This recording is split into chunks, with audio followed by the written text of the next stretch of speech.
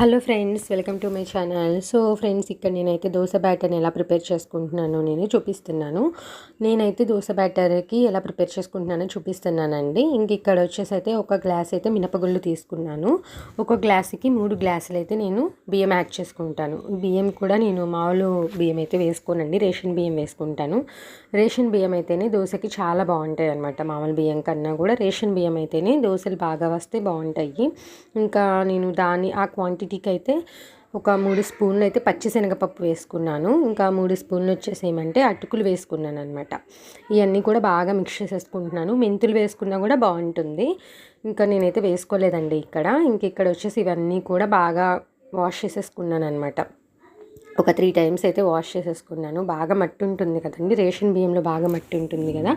ఒక 3-4 సార్లు అయితే బాగా కడుక్కొని ఇంకా తర్వాత దాంట్లో అయితే వాటర్ వేసేసుకొని ఒక 6 గంటలు